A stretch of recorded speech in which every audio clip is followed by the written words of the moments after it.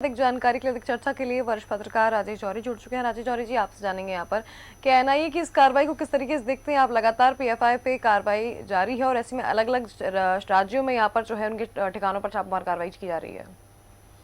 देखिए, ये कार्रवाई जो एनआईए कर रही है, निश्चित ही देखिए एनआईए या सीबीआई, ये जो ईडी है, ये जब भी कोई कार्रवाई करते हैं, ये एजेंसी की पुलिस और इनमें क्या अंतर है कि ये पहले पूरी रिसर्च करते हैं, पहले साक्ष्य जुटाते हैं, और ताकि अगर कहीं छापा मारे तो बैकफायर ना हो जाए। जैसे पुलिस किसी को भी गिरफ्तार कर लाती है और बाद में पता चलता है कि उससे कोई लेना देना नहीं है तो छोड़ देती है, लेकिन यहाँ पर ये है कि छापे की कार्रवाई से पहले की रिसर्च बहुत जबरदस्त होती है उनकी, और वो सब साक्ष्य मिलने के बाद ही छापे की कार्रवाई होती है। और जिस तरह से अभी आज हुई है, आज और कल रात से आज तक जो भी कार्रवाई हुई है, पूरी सिंक्रोनाइज्ड और पूरी आपस में अलग अलग इलाकों में इकट्ठी मिली हुई किसी एक आदमी, मतलब एक पर्टिकुलर जो देश राष्ट्रीय टीम है उसके अंडर सारा काम हुआ है। ये ऐसा लग रहा है कि कोई बहुत बड़े पैमाने पर उन्हें या बड़े स्तर पर कोई जानकारी मिली थी और उसी जानकारी के आधार पर उन्होंने ऐसा किया है।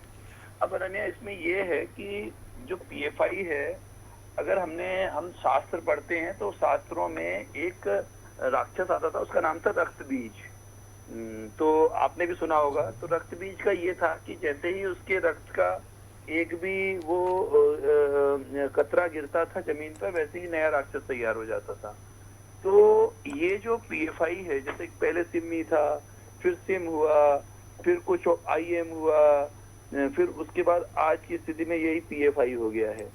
और ये पीएफआई जो है, ये शुरू में तो पता ही नहीं चला लोगों को। शुरू में तो इन्होंने अलग अलग इंदौर में, महू में, देवास में, उज्जैन में, खंडवा में, इन्होंने पीएफआई ने आज से करीब 15-16 साल पहले वो बांटने शुरू किए, स्कूलों में जाना शुरू किया, और पीएफआई के बैग, पेंसिल, रबड़, ये इनकी शुरुआत थी समाज में कैसे घुसा जाए।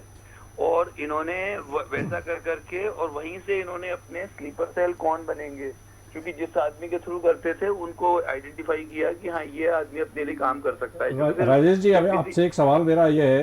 राजेश जी, आवाज आ रही है आपको? हाँ, बिल्कुल आ रही, बिल्कुल जी। राजेश जी, अभी कुछ दिन पहले ही देखिए, 2-3 दिन पहले जब मुख्यमंत्री जी ने समीक्षा की थी तो उन्होंने मदरसों के लेकर एक बड़ा सवाल उठाया था कि जो अवैध मदरसे चल रहे हैं, इस तरह की जो गति, तो उनकी भी समीक्षा की जाएगी, उनकी पड़ताल की जाएगी। तो क्या कुछ लगता है कि इस तरह के इनपुट पहले से रहे हैं कि जो आज जैसे पीएफआई का छापा मरा, इससे कितना कनेक्शन आप देखते हैं? बात ये अवैध और वैध मदरसों की अगर हम करें तो उससे ज्यादा जरूरी ये है कि मदरसे में क्या पढ़ाया जा रहा है, उसको रेगुलेशन बहुत इंपॉर्टेंट है। मदरसा अवैध चल रहा है लेकिन पढ़ाई ठीक ठाक कराई जा रही है तो कोई चिंता की बात नहीं है।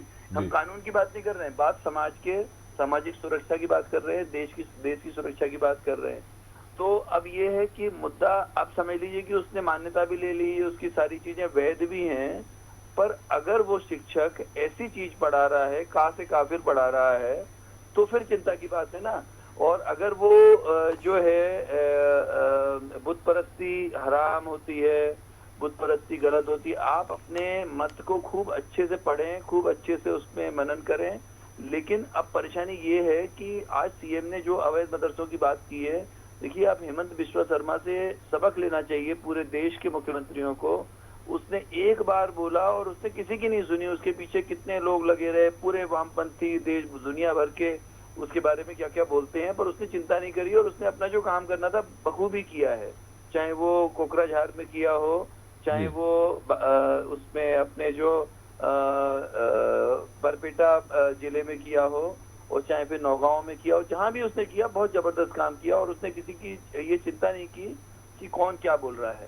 तो अब हमारा ये कहना है, आज मुख्यमंत्री जी का जो ये बयान है निश्चित ही बहुत इंपॉर्टेंट है, लेकिन अब हमको बयान वाले लेवल पे नहीं है। हम 2047 का जो उनका प्लान है, और उस प्लान में अभी रिसेंटली परसों या नरसों की बात है कि एक पंजाब की एक डॉक्टर ने एक वीडियो साझा किया है, जो गायनिकोलॉजिस्ट हैं और ऑब्स्टेट्रिशियन है, यानी कि चाइल्ड डिलीवरी कराती हैं। तो उन्होंने एक वीडियो, किसी कोई आदमी उनके पास आया तो उसने 18 बच्चों वाली, ये पीएफआई से जुड़ी हुई बात है इसलिए आपको बताई जा रही है कि 18 बच्चे किसी के थे, तो उन्होंने जो उसको बोला कि क्यों 18 बच्चे तुमने कर लिए, कैसे पालोगे, तो जो उसका जवाब था वो अपन यहाँ नहीं बोल सकते क्योंकि अपनी मर्यादाएं हैं। जो उसके जवाब था वो बहुत खतरनाक था। वही 2047 का जो टारगेट है वही वाला जवाब था जी कि ये। तो अब मुद्दा ये है कि हम अब इससे आखिरी बात, जो सबसे इम्पोर्टेंट बात ये है अनन्या जी, जी कि इसमें अभी तक जैसे हम लोग जब कम्युनिस्टों के बारे में, नक्सलवादियों के बारे में पढ़ते थे और नक्सलवादियों के बारे में बात होती थी, तो ये होता था कि इनके जो आका हैं, जो इनके जो वो है जिसे जी। कहते हैं वो अर्बन नक्सल्स जो होते हैं, अर्बन नक्सल्स, कोई डॉक्टर होता है, कोई प्रोफेसर होता है, कोई इंजीनियर होता है, जैसा हमने द कश्मीर फाइल्स में देखा है कि वो लेडी जो प्रोफेसर है जेएनयू की, तो जी उसके बारे में। तो ये अर्बन नक्सल्स हैं। तो अभी हम कितने भी पीएफआई के कैडर्स को पकड़ लेंगे, जी जब तक उनको उनके ऊपर जो उनको हैंडलर्स हैं, अपन पाकिस्तान के हैंडलर्स की जरूरत ही नहीं बची है, भारत में ही इतने हैंडलर्स उनके पास हो गए हैं जो उनको पैसे देते हैं, जो उनको सारी डॉक्यूमेंट्स और वो लिटरेचर देते हैं, उन पर कार्रवाई की जरूरत है।